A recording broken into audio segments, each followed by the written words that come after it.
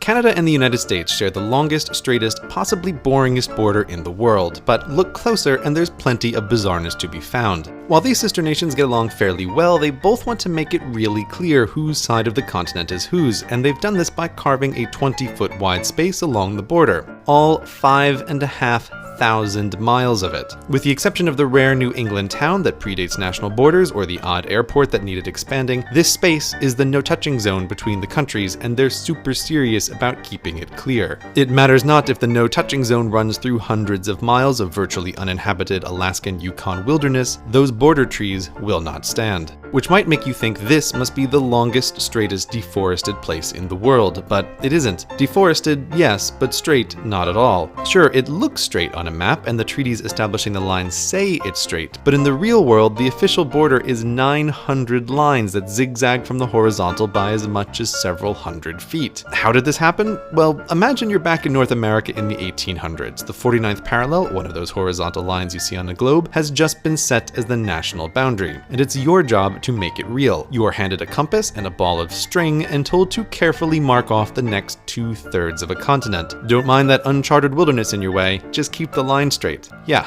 good luck with that. The men who surveyed the land did the best they could and built over 900 monuments. They're in about as straight a line as you could expect a pre-GPS civilization to make, but it's not the kind of spherical planar intersection that would bring a mathematician joy. Nonetheless, these monuments define the border, and the no-touching zone plays connect the dots with them. Oh, and while there are about 900 markers along this section of the border, there are about 8,000 in total that define the shape of the nations. Despite this massive project, Canada and the United States still have disputed territory. There's a series of islands in the Atlantic that the United States claims are part of Maine, and Canada claims are part of New Brunswick. Canada, assuming the islands are hers, built a lighthouse on one of them, and the United States, assuming the islands are hers, pretends the lighthouse doesn't exist. It's not a huge problem, as the argument is mostly over tourists who want to see puffins and fishermen who want to catch lobsters, but let's hope the disagreement gets resolved before someone finds oil under that lighthouse. Even the non-disputed territory has a few notably weird spots, such as this tick of the border upward into Canada. Zoom in and it gets stranger, as the border isn't over solid land but runs through a lake to cut off a bit of Canada before diving back down to the US. This spot is home to about 100 Americans and is a perfect example of how border irregularities are born. Back in 1783, when the victorious Americans were negotiating with the British, who controlled what would one day be Canada, they needed a map, and this map was the best available at the time. While the East Coast looks pretty good, the wester it goes, the sparser it gets. Under negotiation was the edge of what would one day be Minnesota and Manitoba, but unfortunately that area was hidden underneath an inset on the map, so the Americans and the British were bordering blind.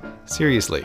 They guessed the border should start from the northwestern part of this lake and go in a horizontal line until it crossed the Mississippi, somewhere. But somewhere turned out to be nowhere, as the mighty Mississippi stopped short of that line, which left the border vague until 35 years later, when a second round of negotiations established the aforementioned 49th parallel. But there was still a problem, as the lake mentioned earlier was both higher and less circular than first thought, putting its northwesterly point here, so the existing border had to jump up to meet it and then drop straight down to the 49th, awkwardly cutting off a bit of Canada before heading west to the remainder of the continent. And it turns out you can't just draw a straight-ish line for hundreds of miles without causing a few more problems. One of which was luckily spotted in advance, Vancouver Island, which the 49th would have sliced through, but both sides agreed that would be dumb, so the border swoops around the island. However, next door to Vancouver Island is Point Roberts, which went unnoticed, and thus today the border blithely cuts across. It's a nice little town home to over 1,000 Americans, but has only a primary school, so its older kids have to cross international borders 4 times a day to go to school in their own state. In a pleasing symmetry, the East Coast has the exact opposite situation, with a Canadian island whose only land route is a bridge from the United States. And these two aren't the only places where each country contains a bit of the other. There are several more, easily spotted in satellite photos by the no-touching zone. Regardless of if the land in question is just an uninhabited strip in the middle of a lake in the middle of nowhere, the border between these sister nations must remain